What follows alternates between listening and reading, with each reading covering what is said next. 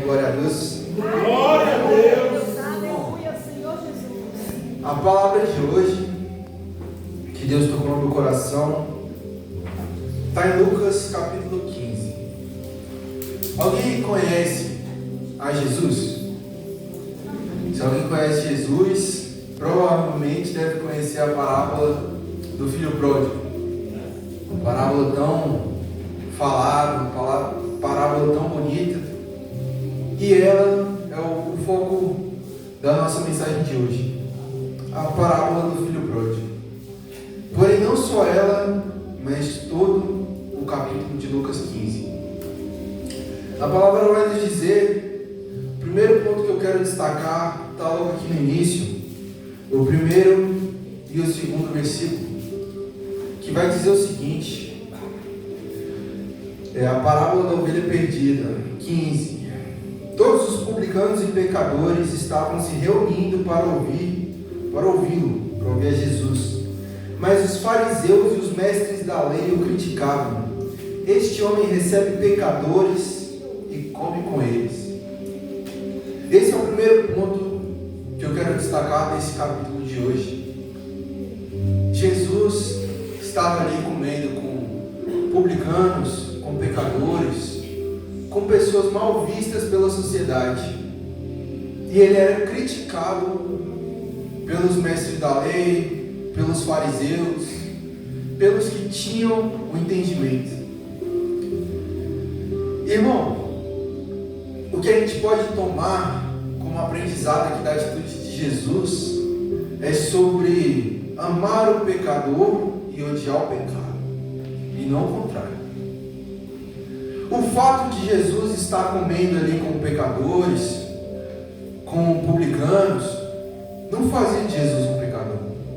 Da mesma forma que não fazia ele conformado com o pecado. Desse jeito. Não fazia. Ele estava ali porque aquelas pessoas precisavam dele, precisavam da ajuda, da cura e da transformação dele. Mas ele não era como um pecador. Ele está naquela mesa e não fazia de Jesus um pecador.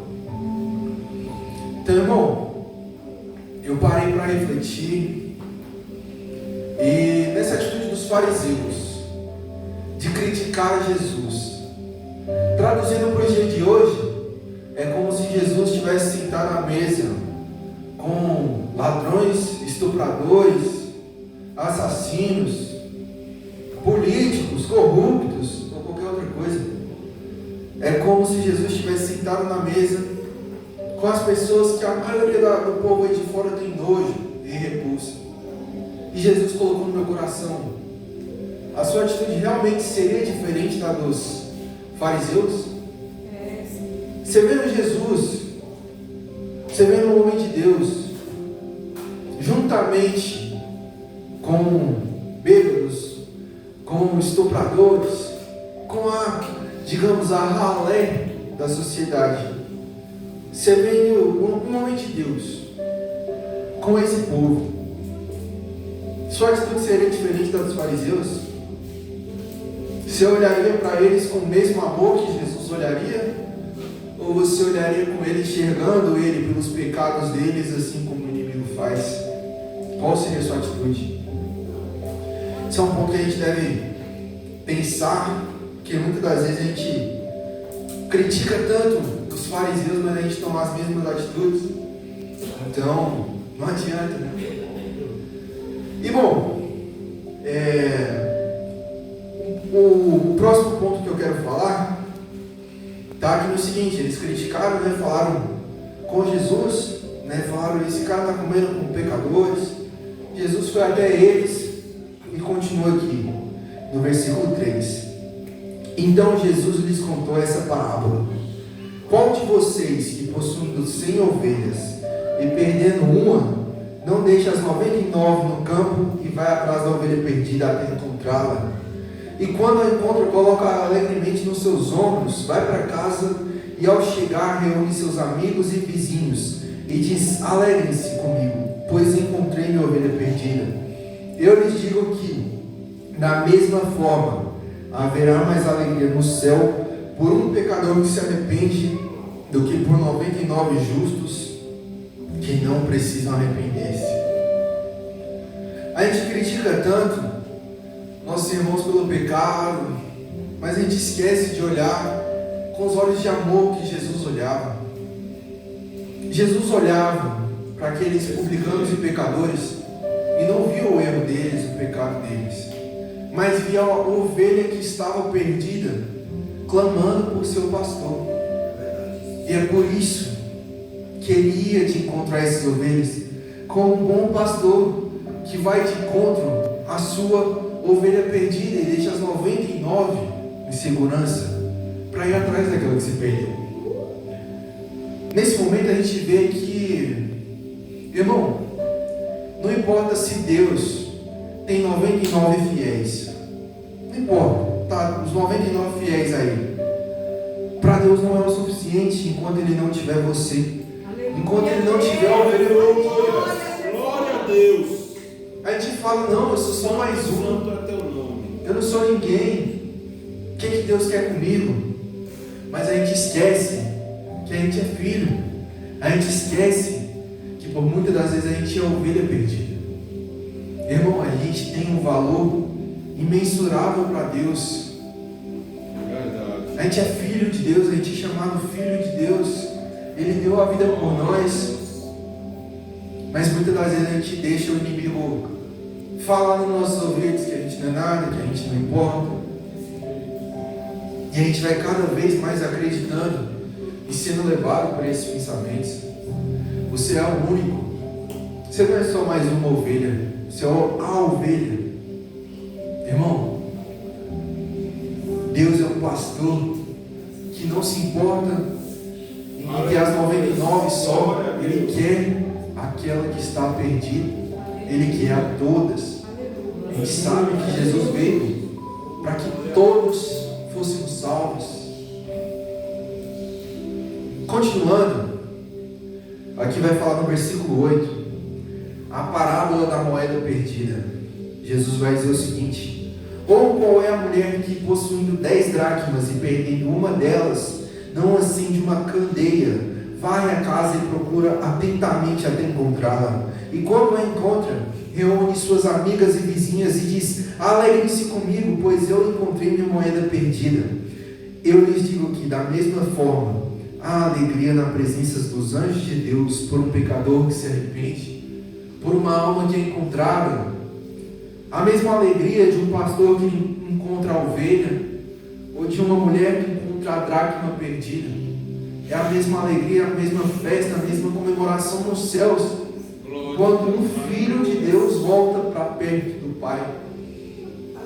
É, Pai. Daqui a pouco eu vou explicar um pouco mais sobre essas duas parábolas. Um ponto que muitas das vezes a gente deixa passar, muitas das vezes a gente deixa despercebido, mas por agora eu vou tratar superficialmente sobre elas, passando sobre as 3 parábolas. E aqui a gente finalmente chega à parábola que originou, que foi base da palavra de hoje, que Deus colocou no meu coração, a parábola do filho pródigo. A gente vai ler ela aqui. E bom, a parábola do filho perdido, versículo 11. Jesus continuou: um homem tinha 2 filhos. O mais novo disse a seu pai: pai, quero a minha parte da herança. Assim ele repartiu sua propriedade entre eles. Dando um destaque aqui antes de continuar a leitura, a herança, muitas das vezes em muitos povos, ela não precisa necessariamente do pai estar morto para ser dada ao filho, dependendo da cultura, dependendo de um monte de coisa. Mas nesse contexto, é como se o filho estivesse desejando a morte do pai. É como se para o filho o pai estivesse morto. É como se eu chegasse para o meu pai, para minha mãe, falasse: morre logo, eu só quero dinheiro, me dá o que vocês estão me devendo, que é meu por direito, e morre. É a mesma coisa, só contextualizando. Seguindo aqui, vai dizer no versículo 13: não muito tempo depois, o filho mais novo reuniu tudo o que tinha e foi para uma região distante, e lá desperdiçou seus bens vivendo irresponsavelmente. Depois de ter gasto tudo, houve grande fome em toda aquela região, e ele começou a passar necessidade. Por isso foi empregar-se com um dos cidadãos daquela região, e que mandou para seu campo a fim de cuidar dos porcos. Ele desejava encher o estômago com as vagens de alfarrobeira que os porcos comiam, mas ninguém lhe dava nada. Caindo em si, ele disse: quantos empregados de meu pai têm comida de sobra, e eu aqui morrendo de fome? Eu me porei a caminho e voltarei para meu pai, e lhe direi: pai, pequei contra os céus e contra ti, não sou mais digno de ser chamado teu filho, trata-me como um dos teus empregados. A seguir levantou-se e foi para seu pai. Estando ainda longe, seu pai o viu, e cheio de compaixão correu para seu filho, e o abraçou e o beijou. O filho disse: pai, pequei contra os céus e contra ti, não sou mais digno de ser chamado seu filho. Mas o pai disse aos seus servos: depressa, tragam a melhor roupa e vistam nele, coloquem um anel em seu dedo, calçado em seus pés, tragam um novilho gordo e matem-no. Vamos fazer uma festa e alegrarmos, pois este meu filho estava morto e voltou à vida, perdido e foi achado. E começaram a festejar o seu regresso. Glória a Deus. Enquanto isso, o filho mais velho estava no campo. Quando se aproximou da casa, ouviu a música e a dança. Então chamou um dos servos e perguntou-lhe o que estava acontecendo. Este lhe respondeu: seu irmão voltou, e seu pai matou um novilho gordo, porque o recebeu de volta são e salvo. O filho mais velho encheu-se de ira e não quis entrar. Então seu pai saiu e insistiu com ele. Mas ele lhe respondeu ao seu pai: olha, todos esses anos tenho trabalhado como um escravo a teu serviço e nunca desobedeci às tuas ordens. Mas tu nunca deste-me nenhum cabrito para festejar com meus amigos. Mas quando volta para casa esse teu filho que esbanjou os teus bens com as prostitutas, mas dá um novilho gordo para ele. Disse o pai: meu filho, você está sempre comigo, e tudo que é meu é seu. Mas nós tínhamos que celebrar a volta de seu irmão e alegrarmos, pois ele estava morto e voltou à vida, estava perdido e foi achado. Papai. Irmão, depois de ler esse texto inteiro, muitas das vezes a gente deixa passar uma informação muito importante. A vida do filho pródigo, ela é dividida em 4 fases, 4 momentos da vida do filho pródigo. Antes do primeiro versículo, é a primeira fase, em que o filho pródigo, ele era feliz inconscientemente, ele não sabia que era feliz. Aqui, no 11º versículo, até o 16º, o filho pródigo, ele é infeliz inconscientemente, ele não sabe que ele é infeliz. Aqui no 17º versículo, caindo em si, até o 12º, o 11º, é a terceira fase, em que o filho pródigo, ele sabe que ele é infeliz. E após este versículo nós vemos que ele é feliz e ele sabe disso, ele está consciente. Henrique, detalhe um pouco mais sobre essas fases que eu não entendi, tá certo? Na primeira fase, em que o filho pródigo, ele era feliz inconscientemente, ele tinha tudo o que ele precisava. Ele tinha alimento, ele tinha uma família, ele tinha um irmão, ele tinha um pai que amava ele tinha onde dormir, ele tinha o que se alimentar, ele tinha onde descansar, ele tinha um sustento, ele tinha segurança, mas não era o suficiente. Aquilo chegou num ponto que aquela felicidade foi ficando tão oculta em seu coração que virou insatisfação, não era o suficiente. Como Adão, que tinha um paraíso, tinha Deus, tinha uma comunhão com Deus, mas ele não era o suficiente, não era. Então, naquele momento, nós vemos que ele era feliz inconscientemente. No segundo ponto, onde ele saiu da casa do pai, nós vemos que ele era infeliz inconscientemente. Ele achava que ele era feliz, ele achava que ele era completo, mas não era. ele estava buscando se preencher o vazio do seu coração nas coisas do mundo, com festas, bebidas, farras, prostituição. Ele buscava em coisas temporárias encontrar a eternidade. Então ele era infeliz inconscientemente. Irmão, nós somos seres eternos. Todos nós somos seres eternos. Agora, onde vamos passar a eternidade é outra história. Mas todos somos seres eternos. Não há como encontrarmos satisfação em coisas temporárias. Não tem como a gente ser plenamente satisfeito, plenamente cheio. Não tem como a gente ser livre em coisas que acabam, em coisas que a traça corrói, que a ferrugem consome. Se essas coisas acabam, é óbvio que a satisfação que ela traz a nós também acaba. Irmão, é sobre buscar o reino de Deus, é sobre buscar a eternidade, é sobre buscar o que é para sempre, pois essa satisfação, essa liberdade, essa vida não são ilusão, mas é para sempre também, irmão. Ele era infeliz e ele não sabia de sua infelicidade. O terceiro ponto, a terceira fase, era o momento em que a ficha caiu, a conta chegou. Era o momento em que aqueles amigos de boteco, aqueles amigos que saíam para a condição com ele, foram embora. Era o momento em que ele se deitava e, mais do que a satisfação de um dia bem curtido, vinham as preocupações com o próximo dia. Era o momento em que a ansiedade, a depressão tomavam conta de seu coração. Esse é o momento em que ele se deu conta que ele estava indo no caminho errado.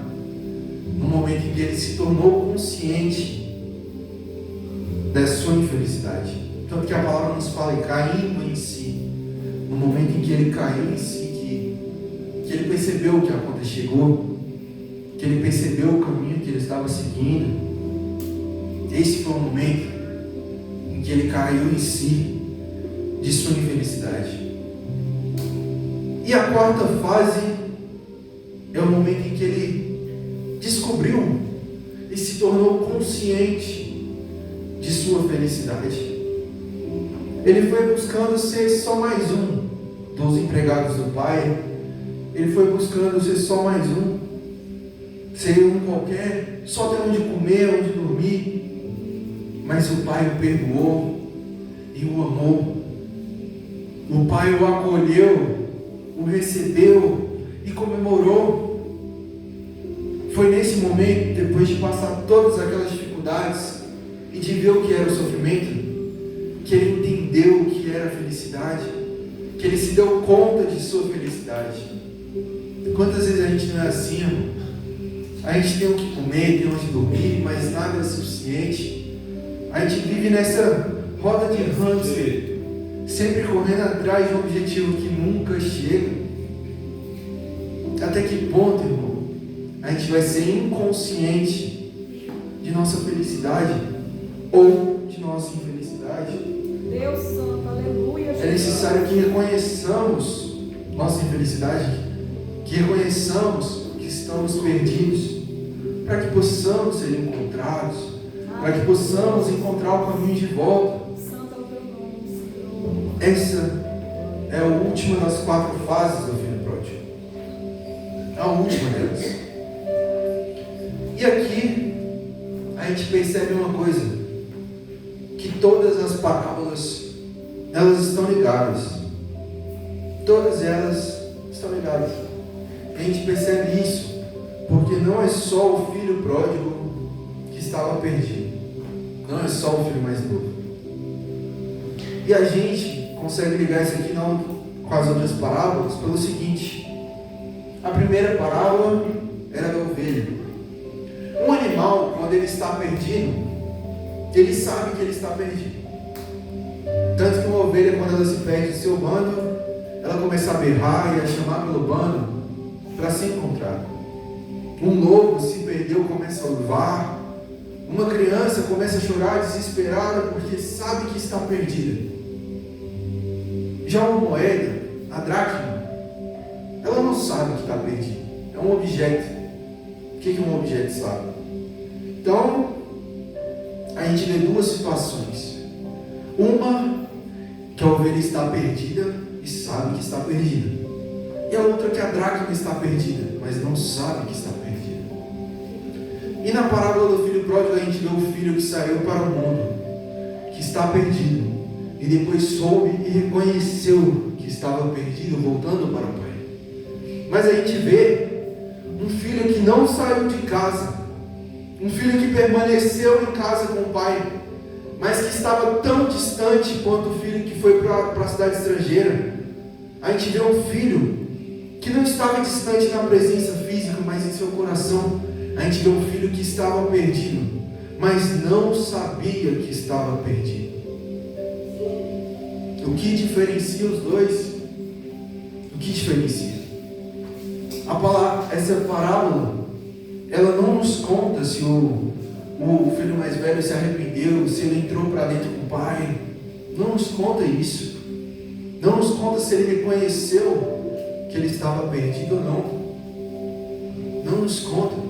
Irmão, a gente está perto, mas está perdido. É tão perigoso quanto, ou mais perigoso, do que estar no mundo e estar perdido. Quando a pessoa está longe e está perdida, ela sabe que ela está perdida. Ela sabe que ela precisa de ajuda. Mas quando a pessoa está próxima e está perdida, é muito mais difícil dessa pessoa voltar, dessa pessoa reconhecer que precisa mudar, dessa pessoa reconhecer que precisa ser encontrada. Muitas das vezes a gente sabe o caminho de volta, mas a gente não segue.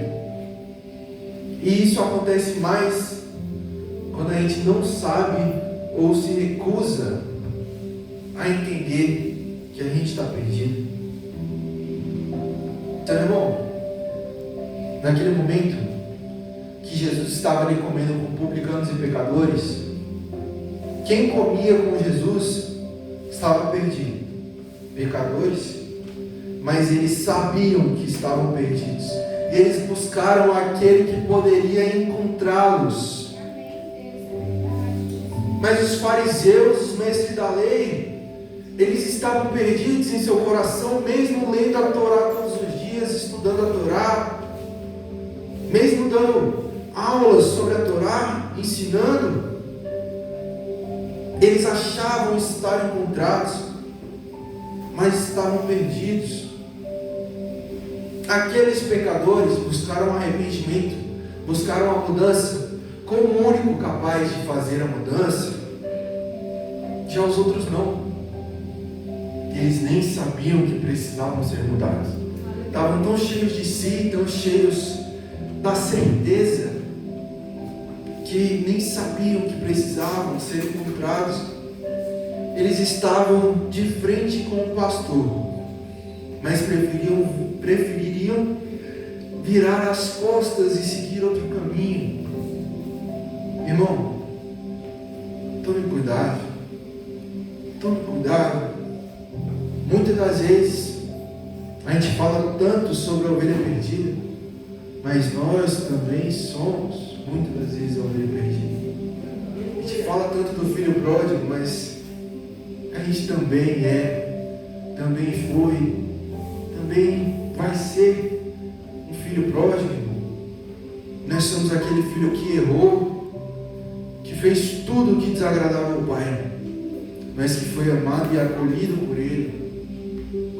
Mas se o filho pródigo não tivesse lembrado do pai e não tivesse escolhido seguir o caminho de volta, ele não seria acolhido. Ele continuaria vivendo na miséria.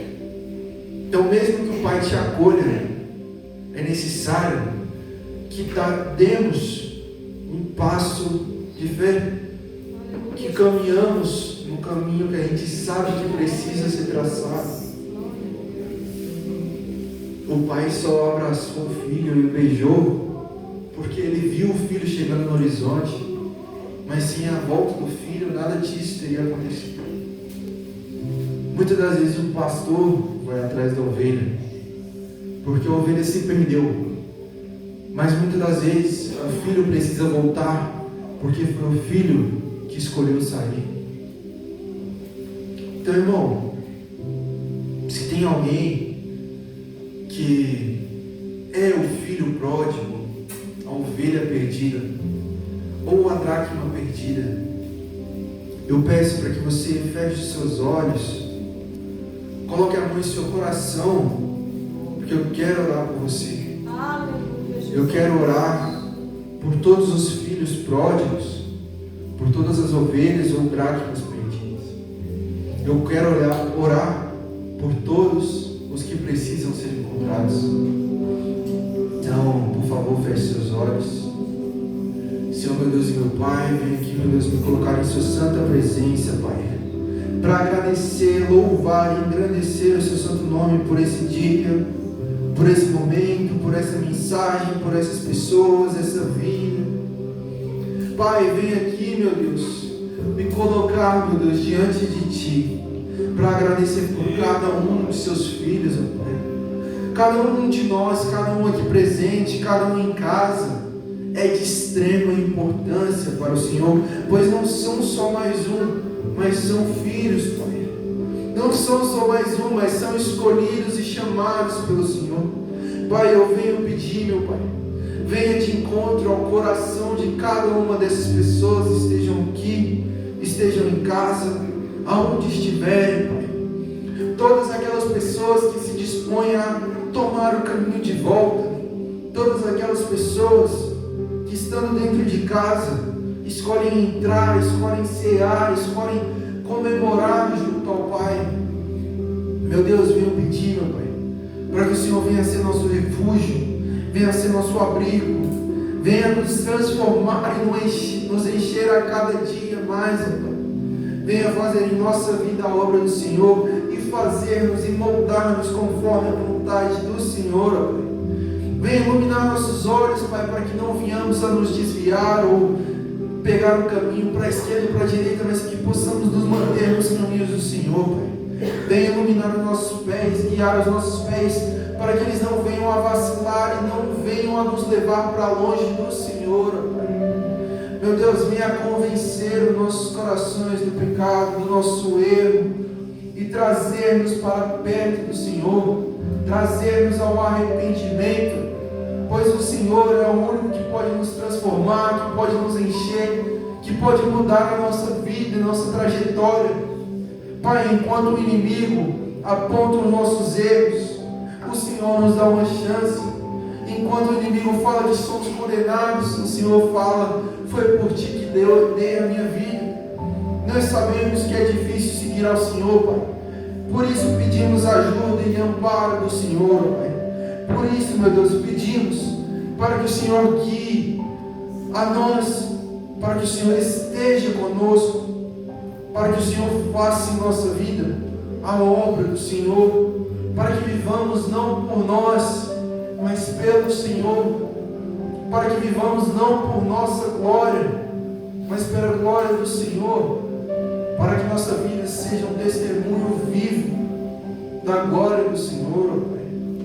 Em nome de Jesus, venha nos abraçar, a nos beijar, a nos acolher, assim como o filho pródigo, Pai. Meu Pai, venha a permitir estarmos com você, Pai.